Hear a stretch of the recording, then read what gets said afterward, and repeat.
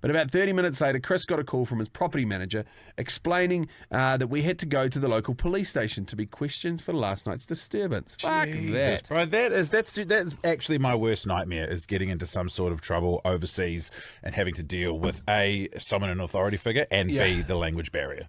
It's niggly, particularly because when they talk, you don't know what they're saying. Mexico, fucked.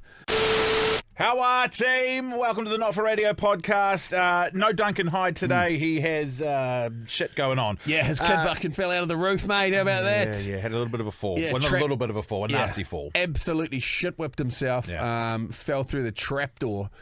He's only a young buck too, so he absolutely buckled. Got an ambulance trip to the Get Well Hotel, as they say. Yes, the emergency room. So everything's all good, but not all good if you get what we're saying. So myself and Big Westy Lee are running the cutter today. That's it. Excited about. Got some fucking cracking. We've got a David Longy about being banged up abroad in Cabo San Lucas.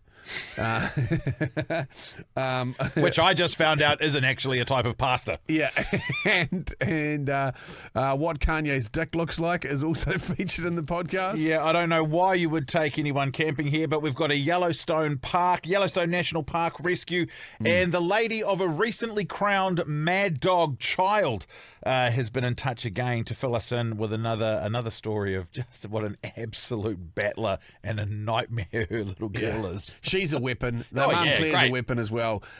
So enjoy, go well, go long, and get stuck into this. Take two of these and call me in the morning. Not For Radio with Jay and Dunc. Rightio. So this is a David Longy war story. Go for it. And I suggest you park up, maybe grab yourself a couple of biscuits, maybe a packet of biscuits, because by the looks of things, she's about 3-4 pages long. This is from Matt in Oxford in the UK, the Ballad of Buzz Lightyear and the Federales. Hello, fellas and fellet. Matt from Oxford, UK here. In complete contrast to the length of my shaft, this tale is a bit of a David Longy. This is a story of how I crashed a golf cart dressed as Buzz Lightyear on Millionaire's Row on a private estate for the super rich in Cabo San Lucas, which had unintended consequences. You been to Cabo San Lucas? I don't even know what that is. Cabo San Lucas is like a tourism hotspot in Mexico. Okay. So I didn't know. Sounds like a menu item at a Spanish restaurant. Yeah, we random side quest just to break the story up, and we're only just starting, understandably. But we stayed there. My wife and I went over to the States and had a little bit of a jaunt down there. It was like fucking 48, 50 degrees each day, and we're in the off season, and we were staying there with this chick that hopped onto the bus. She was an Irish chick, must have been Irish. Anyway, pretty gorgeous chick, hell of a rig, and her partner was this big African American guy. And so anyway, we're on this little shuttle bus going to getting dropped off at the resorts, because there's a few resorts in that area, and we went past this kind of surf skate shop, and she was like, "Oh, I had like a jelly wrestling competition there once." And I was like, "That's fucking random." Anyway, I can't remember what her name was, and we got dropped off at the same spot. And so we sort of parted ways at reception. Hey, nice to meet you guys. You're staying there too. Quiet. The hotel's pretty quiet. We should probably catch up poolside for a couple of drinks. You guys doing nothing. Anyway, her partner had never even been in the ocean before. Wow. It's right beachside. Cool setup. So we're getting these buckets of Pacifico, which is the local beer. It's fucking delicious. And so a bucket of 10 was $10. Score. And so we were like, let's just thump booze. I was reading a book, and it was sweating that much that I fucked the book I was reading, because I was just reading it like lying on my face down, just drained this thing. Anyway, so they turn up, and she's like, "How many are you guys on Twitter or something?" And I was like, "Yeah." And she's like, "I don't know, 10,000 followers or something, whatever." It was something insignificant. And she's like, "I'm on Twitter too." And we're like, "Oh yeah." And she's like, "Well, I'll add you." Added me, and then it popped up, boop, boop, someone's following, and I was like, clicked on it. I was like, holy fuck, you've got like 750,000 followers on Insta. This is early days. And I was like, and that's not your name. And it was Sophie D, the porn star. Ah. Yes. So if you're ever at a loose end and you're searching that part of the internet. Now that I have heard of. Yeah. Yeah, so wrapped it up nicely. There we go. Fucking time in Cabo San Lucas was Sophie D. There we go. And she invited us back to their place to have a couple of drinks. And that is for the Sniper Elite. Moving on. Let me set the scene for you. My best friend's father-in-law, Chris, let's call him that because you know why? That's his fucking name. He's an absolute legend and organises a lads' trip to Cabo San Lucas. He owns 2 houses there. Sick. Every other year, where lots of pisses thumped, water sports, think jet skis, hoverboards, sailing, etc., are enjoyed, beach games are played, and lots of really, really good food is woofed.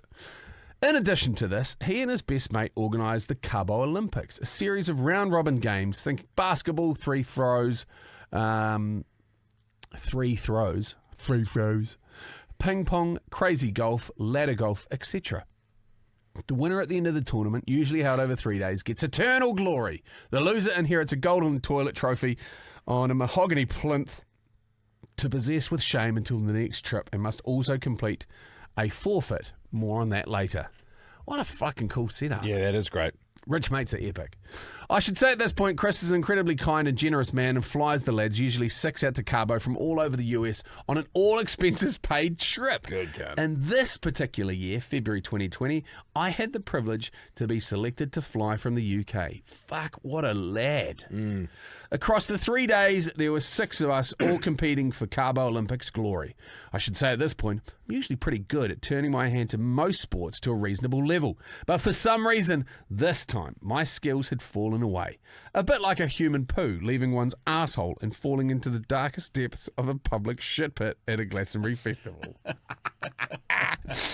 Regrettably, this meant I came last in the tournament by some fucking margin, might I add, and as a result, I took ownership of the toilet trophy as well as enduring the forfeit.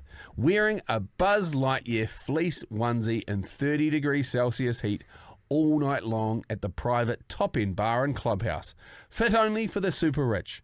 I also had to make an announcement to the bar that I had been the shittest at Cabo Olympics over the preceding days. On the night of the forfeit, we had all had a fish supper in Chris's villa at the top of the estate, cooked by a private chef. The clubhouse is at the bottom on the beachfront, so golf carts were our transportation of choice. I suited up as Buzz Lightyear, sweating more than Jay reading a gross story, and proceeded to head out. My best friend, Scott, let's call him that because that's also his fucking name, and I were on one golf cart and the other lads were in the other.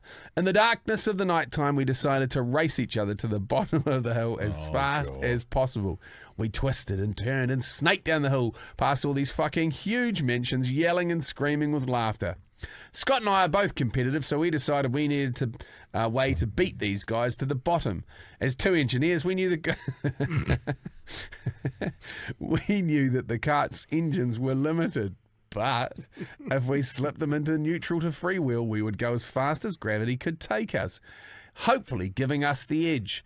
In an adrenaline-fueled state and not probably thinking this through, we slotted it into neutral, and sure enough, we started gaining some serious fucking speed and momentum down the hill. What can only be described as an unnecessarily and stupidly fucking steep road, it was straight for what seemed an eternity, and we eventually came to a sweeping right-hand bend. We decided going at max chickens, probably 25 to 30 mile an hour, which doesn't seem that fast on a golf cart, but fuck me, it felt like Goliath was farting in our faces. Thinking we needed to keep momentum up, we had, however, forgotten the gated entrance to the private estate was just around the corner. You guessed it. In a panicked fashion, I slammed the anchors on whilst turning right, and I'd have seemingly forgotten the golf carts have fucking nothing close to ABS. So the front tyres locked up, we skidded for a short distance, and then the golf cart flipped onto its side. And as unlike Tony in Toy Story where Buzz fell with style, I did not. I landed flat on my fucking face, with Scott also landing on me. Needless to say, we were in considerable pain, wasn't helped by the local Mexican security guards standing over us, some with angry looks and some with wry smiles on their faces, shaking their heads, probably thinking, fucking British twats, drunk and misbehaving. The security guards erected the smashed up golf cart. We sat back on our seats to be assessed, and I remember chuckling as I heard one of the guards say in English, "Quick, bring the first aid team. Buzz Lightyear and his friend have crashed the golf cart into our security centre." The rest of the night was low-key, a few beers, nursing a fuck leg, bruised ego, and we stayed at the club for a few hours, headed back to Chris's house at the top of the hill on the fucked cart and fell asleep abruptly. The next morning, I woke up and walked out to the pool to see all the lads chilling on their sun lounges. As I walked up to mine, Chris asked how I was, and he had had a phone call from security saying the previous night's incident was being escalated. I didn't think anything of it, so I went and sat in my lounger. I noticed a white envelope on my towel. I opened it up, and sure enough, was a letter explaining the serious discontent from the head of security, and that the issue was indeed being escalated. Fuck, I thought. They must be serious to put it in writing. After a couple of minutes, I shrugged it off, thinking, fuck it, it'll be okay. But about 30 minutes later, Chris got a call from his property manager explaining that we had to go to the local police station to be questioned for last night's disturbance. Fuck that. Bro, that's actually my worst nightmare, is getting into some sort of trouble overseas and having to deal with A, someone an authority figure, and B, the language barrier. It's niggly, particularly because when they talk, you don't know what they're saying. Mexico, fucked. Yeah. Pretty much South America, fucked. Any place in Asia, Thailand, Bali, also pretty sketchy. We did not too dissimilar with a couple of leagueies. I won't say their names. A couple of well-known Warriors players fucking up the wires. We commandeered a tuk-tuk off a guy. He was in the car as well. We basically got him too drunk to drive his own tuk-tuk, so we didn't take the wheel. You were One of the helping. boys took the wheel. And same thing, came flying into the resort, hit this fucking pot plant. The pot on this thing was like, no shit, would have been like 9 foot tall and like 3 foot wide, and fucking split it like the atom. Just folded this thing in half, and it cracked open either side like a dinosaur was about to pop out of it. This big root balled fucking Spilled tree that out. was in it. Yeah, it was fucked. It cost him $6,500 US to pay for it. Wow. Shame. It was great. Anyway, That sucks. I'll be honest, I was starting to shit myself now. I'm in Mexico. I've rolled up security team on a private estate frequented by the super rich. The local bill is now involved. This isn't looking good. What happens if I end up going to prison? I don't want to go to prison. I don't like my chocolate. I like my chocolate starfish intact. I called up my wife in the UK, who was understandably upset, and I did my best to reassure her everything was going to be okay. All 6 of us headed out to the police station on the golf carts, which was just off the campus. We all head into the station past a huge US seal on the wall with an armed guard standing in front of it. I unnervingly spoke to the lady on reception desk who checked me in. We wait about 10 minutes before being chaperoned into a large interrogation room where we wait for another 10 minutes. Eventually a bloke comes in, starts asking lots of questions about what happened last night, had I been drinking, etc. I'm trying to answer all the questions as calmly as I can, but inside I am fucking bricking it. We were in the room for about 60 minutes. The interrogator explains to me it's likely I'm going to do a week's prison time. But he was going to see if he could reduce it. When the bloke walks out, Chris, who sat opposite me, says, Matt, this fucking isn't looking good, man. We need to get you out of here now.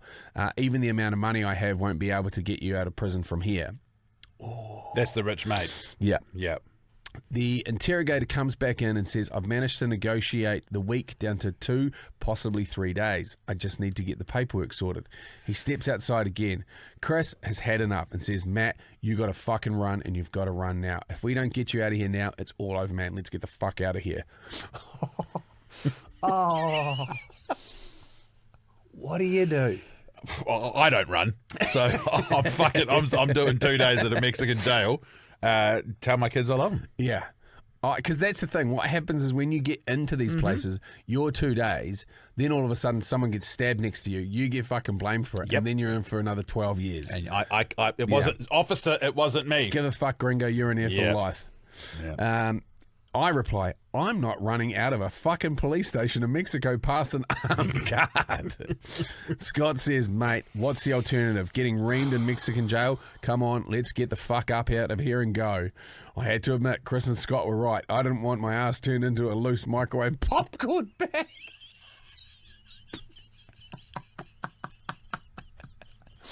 Rattle. Oh, jeez. In true fight or flight situation, I decided, fuck it, we need to go. We exited the meeting room and calmly but briskly walked out of the station up the stairs, back to the car park. Once outside, I'm running as fast as I fucking can back to the golf cart to get away. My leg is fucked from the night before, so I sit in the passenger seat waiting for Scott to drive away. He doesn't drive away, so I start yelling and swearing, come on, let's get the fuck out of here. All of a sudden, he says, it's a prank. I look around and see about 5 people filming me. The whole thing has been fucking yes! Oh, that's lads. fucked. Yes! That is fucked.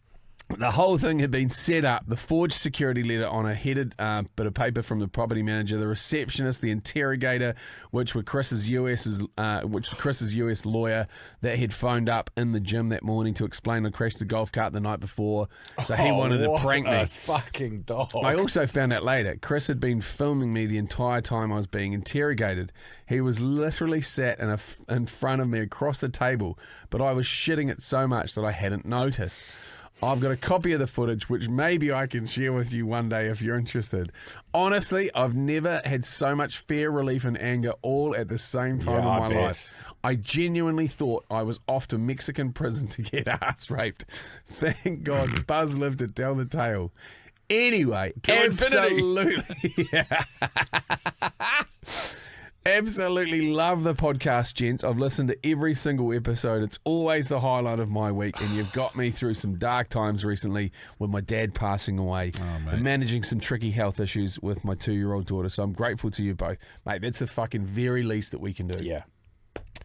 As always, keep up the amazing works. Up the motherfucking waz.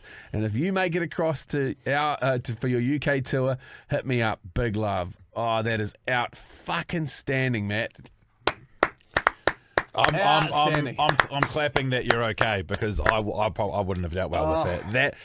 What did you say at the beginning of all this? Yeah. Man, having rich mates are great. Having rich mates is a fucking pain. Imagine that. They can do shit like that, and that's kind of cool as well. It is very cool, but I would not have coped in that. Actually, do you know what? I would have come unstuck for that, mate, if he was one of my rich mates, is I would have known that no one goes to jail for 2 days. Yeah. You're not going for 2 days. You're either going to get a fine for crashing a golf cart. You might be liable for some damages, which are ultimately going to end up on rich mate's credit card because he booked the fucking room and the golf trip. Yeah, that's so sick. But in that scenario, with that language barrier and the fact that someone is in a position above you, I would have absolutely lost my shit. We've got a friend. I've got a couple of friends actually that have done incredibly well for themselves, and they do a very similar thing. So every year, one of the lads takes what it's called. The group is affectionately known as the Tacos. Okay. They go on a surf trip somewhere around the world. If you just basically have to cover your airfares, and then and he picks up the tab on everything else, which is fucking awesome because it's like the airfares are maybe $3,000, but the trip will be like 15-20 grand per person. Yeah, man. All right. Legend. Yeah. Okay. War story from you, Big Westy Lee. Snipers, reload. Another war story incoming. Eyes on target, scopes dialed in. Let's see who hits the mark.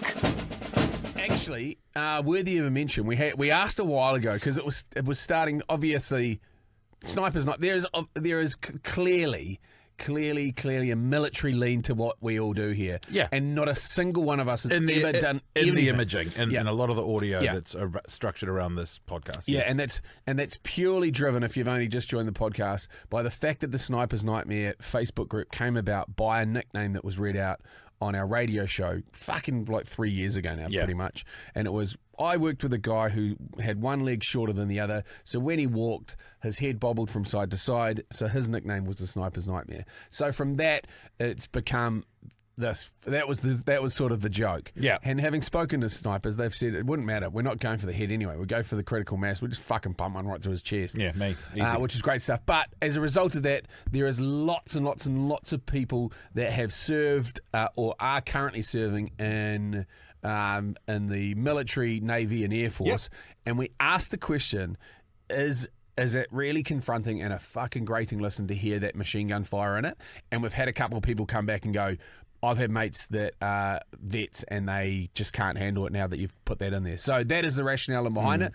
So they hear it coming and skip past that little bit of imaging there. So bit of in talk. We want to acknowledge the fact that we have fucking no place and no right to be even calling the shit that we call Sniper's Nightmare, because we haven't put in the hard yards that other people have. Yeah. So just as a sign of respect to those that have and are, we asked the question and you told us to fuck it off, so we've fucked it off. That's it. And on the off chance that maybe you are listening fresh out of a war zone or a conflict area, mate, we are grateful to have you here.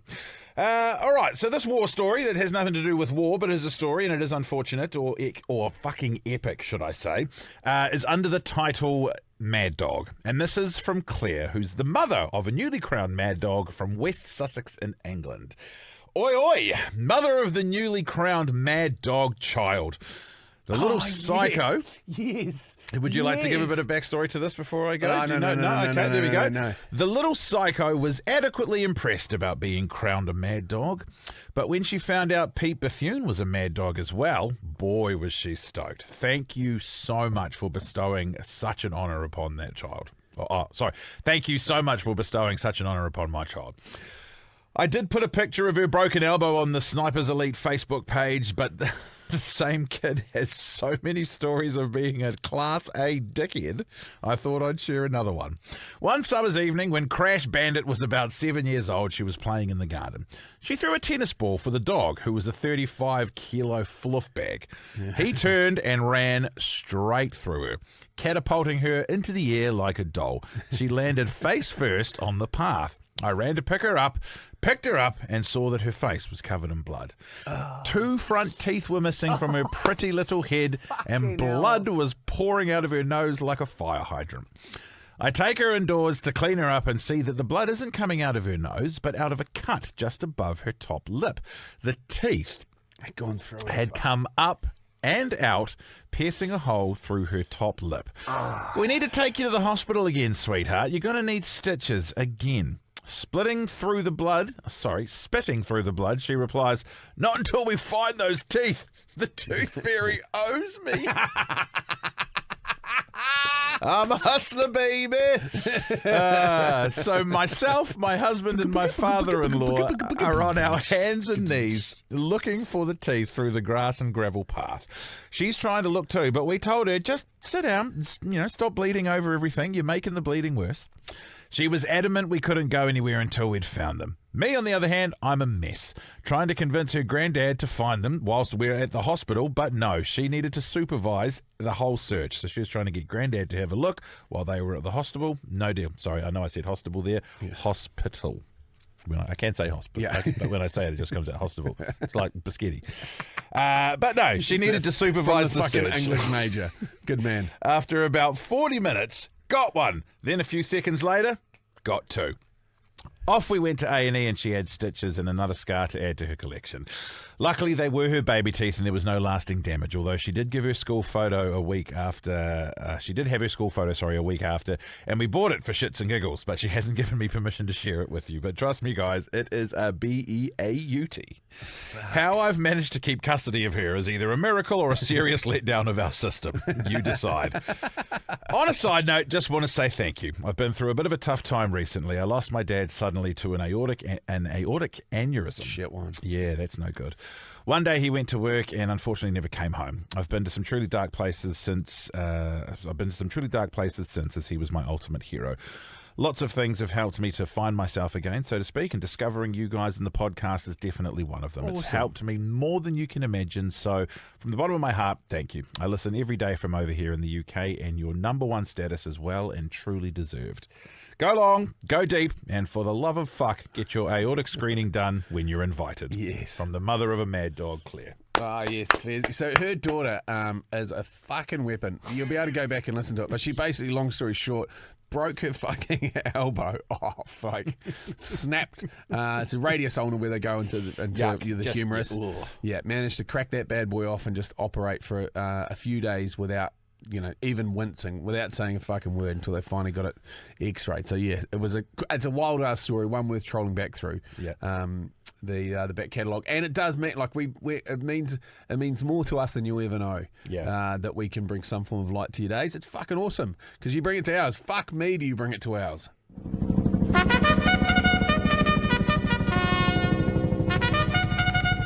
Ceasefire, snipers. Today's top marksman has been selected. The war story of the day goes to... I'd have to say the Rich Mates pranking. 100%. That is such a long play. We love your stories, always Clearsy, but in this instance, naked ass, I would be, and I think everyone would be in the exact same position where they're like, fuck that, banged up abroad. We've all seen the TV show. Next thing you know, you're being shivved by a fucking sharpened toothbrush that's been stored up someone's asshole for the last 6 years. Yuck. When I was just a little boy, I asked my mother, what will I be? Will I be handsome? Will I be rich? And here's what she said to me. Ah, fuck off. You're going to be a cunt like your father. Not for radio. How's this for a wild rescue yarn? You didn't put this one in, did you? No. So Duncan must have put this in for today. But this is like, man, if... And then I want to tell you off the back of this another chat that I saw on my social media today.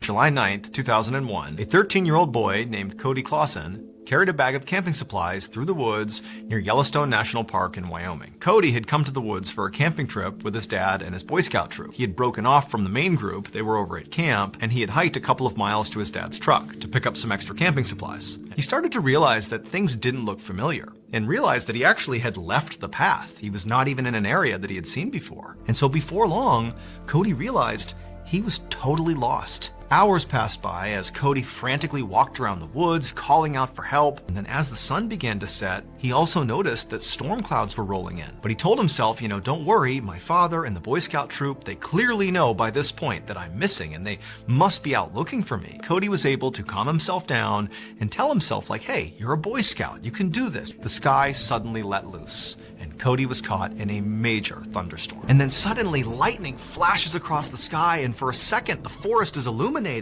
and right up ahead of him is this cave. And so Cody runs into the cave and he takes shelter inside of it. Then he just closes his eyes and passes out just from sheer exhaustion. Cody woke up still sheltering inside of this cave. The storm had stopped, the rain had let up, heard the distinct sound of a helicopter flying somewhere nearby. And so using some of his Boy Scout training, he pulled off his belt and he used the metal buckle of his belt to reflect the sunlight back up at the pilot. And before long, he noticed the pilot hovering down lower and lower right over the tree line. He grabs his stuff and just charges over roughly to the area where the pilot's trying to land. He sees the pilot actually touching down in a clearing. Cody runs over to the helicopter, throws the door open, gets inside, and the pilot just turns around and says, "Good morning." And he can't believe who it is that's just rescued him. It would turn out the night before, when Cody did not return to the camp, his father and the Boy Scout troop did contact authorities, and before long, a local search party was organized. And one of those people who volunteered to be a part of the search was an amateur pilot who lived in the area. That helicopter pilot was the one who found Cody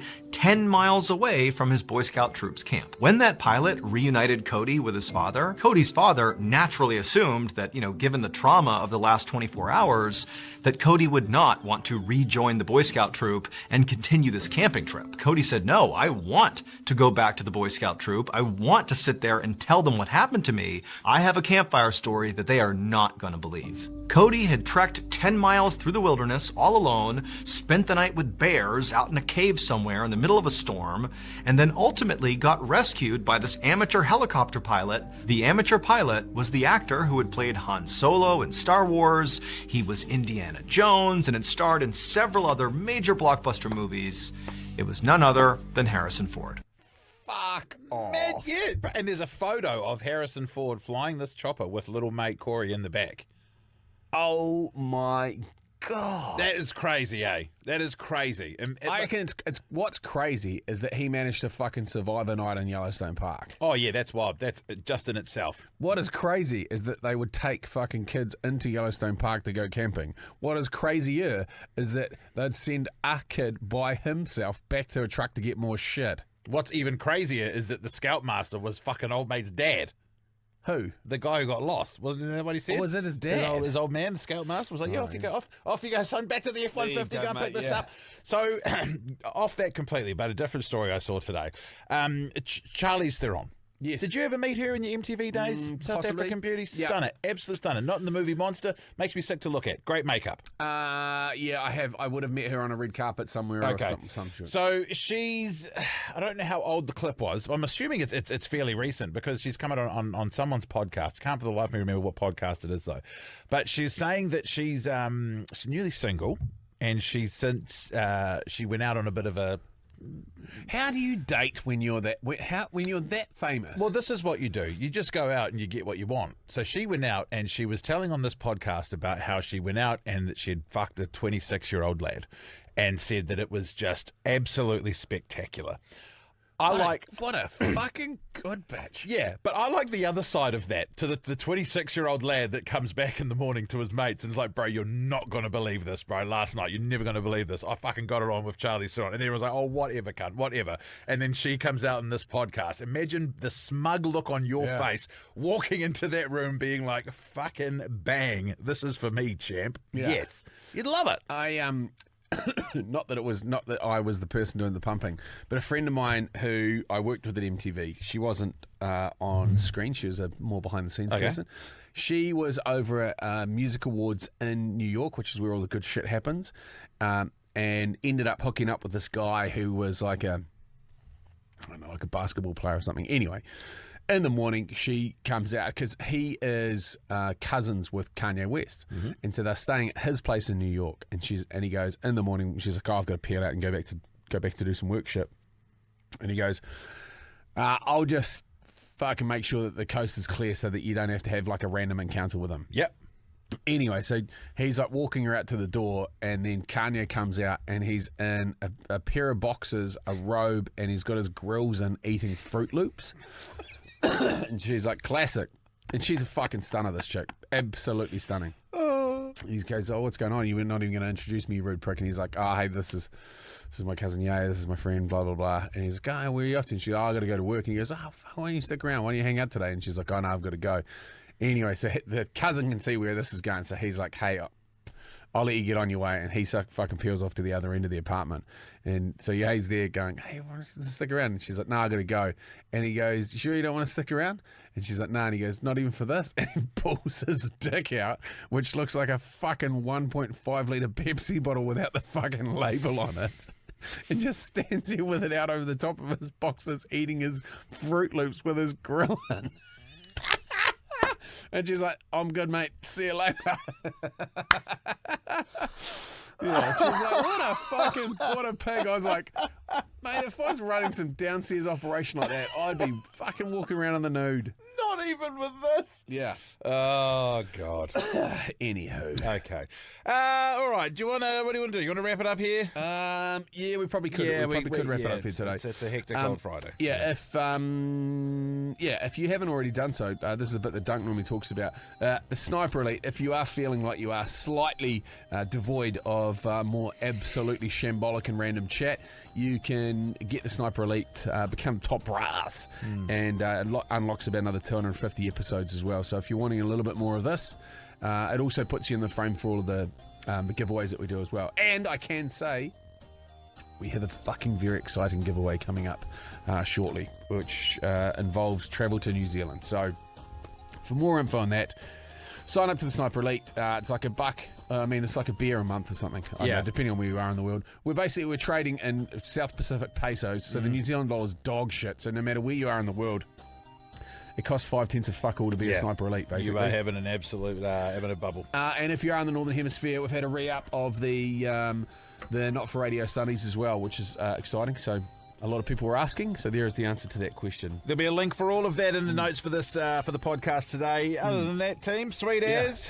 What do you say? Go well, go long. And up the motherfucking wires. And I've also, this weekend, I think it's this weekend, if I'm right, there's a great New Zealand podcast called Between Two Beers, and I was on it. So I've got a 2-hour chat with Between Two Beers coming out. I think it might be this weekend. Award-winning podcast. They do a long-form chat. It was real fun. I heard it back in raw form and never knew I swore that much. If there was $1 going in the jar for every swear word, I'd be broke. So it was very. I was slightly disappointed in myself. Don't be disappointed. They Yeah. say that swearing is the sign of a lazy mind. It is. But can you now see why on the other side of that radio studio glass, Tegan looks the way she does whenever you open your mouth? Yeah. Yeah? You got that now? That's there? Yeah. Burn that image in, Yeah. mate. We're always, every day, whenever Dunk throws to you or something, Yeah. I can see her. If she fucking has no fingernails left, I don't know how. Yeah. She's rocking down to the cuticle, mate. Yeah, panic stations galore. But no, it was a very good chat. They're great lads. They do such an amazing job. And if you want to go through their entire back catalogue, there is not a single shit chat in that entire podcast. They speak with basically New Zealanders that have done really awesome stuff or got amazing stories. So once that pops out, we'll mention it again next week and throw it in the notes so that you can get a greater understanding of the fuck up that I am. Have a great weekend. We're on holiday next week, actually, so myself and Dunk will be pumping the brakes, but you guys might jump in. You and Showboss Teagues. me and Showboss Teagues. Sorry, Showboss Teagues and I. It's an English major. Yeah. We'll do something. We'll do something fun. Jump in the mixer. We'll do something. Otherwise, team, go well, go long, up the wires, later bolt.